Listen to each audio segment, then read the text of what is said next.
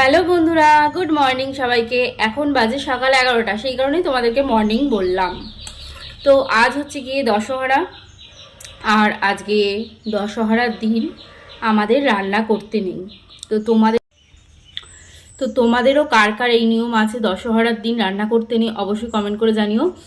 আর আমাদের রান্না করতে নেই বলে যে একেবারেই বন্ধ তা না, মানে আগেকার দিনে মাটির উনুনে সবাই যেহেতু রান্না করতো, সেই কারণে আর কি মাটি ফাটি খুঁড়তে নেই, এইসব নিয়ম আছে। তো সেই কারণেই রান্নাটা বন্ধ বলে আজকের দিনে। তবে আজকাল যেহেতু সবাই গ্যাসে রান্না করে, তাই গ্যাসে রান্না করা যায়, এই হচ্ছে ব্যাপার। তো যাই হোক, গতকাল যদি রান্না করে রেখে দিতাম রাতে আজকের জন্য ভাত, তবে অবশ্যই ভাত খাওয়া যেত, কিন্তু ভেবেছি ভাত খাবো না, সেই কারণেই ভাত আর রান্না করিনি। মানে ইচ্ছা ছিল না আজকে আর ভাত খাওয়ার, পান্তা ভাত খাওয়ার।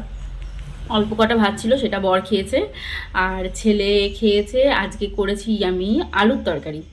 আলুর তরকারি দিয়ে মুড়ি খেয়ে স্কুল চলে গেছে আমার ছেলে, আর আমি এখন খাচ্ছি এই দেখো, এটা হচ্ছে দই চিড়ে আর মুড়ি নিয়েছি এর মধ্যে। তো মুড়িটা অনেকেই পছন্দ করে না, তবে আমার বেশ আবার চিড়ের সাথে মুড়ি খেতেও ভালো লাগে। তো যাই হোক, তোমরা কে কে এই খাবারটা পছন্দ করো, দই দিয়ে চিড়ে দিয়ে বেশ মাখিয়ে? আমার তো দারুণ লাগে, সত্যি কথাই ব্যাপক লাগে খেতে আমার। তোমাদেরও কার কার ভালো লাগে অবশ্যই কমেন্ট করো। তো যাই হোক, এই হচ্ছে আজকের গল্প। আর অনেকেই লুচি পরোটা এসবও করে, তবে আমি গরমে ওইসব করিনি আর কি। রাতের বেলা ভাত করবো আর কি রান্না। এই হচ্ছে আজকের গল্প। তো তোমাদেরও কার কার এই নিয়ম আছে অবশ্যই কমেন্ট করো। ভিডিওটা ভালো লাগলে লাইক করে দিও। চলো, টাটা।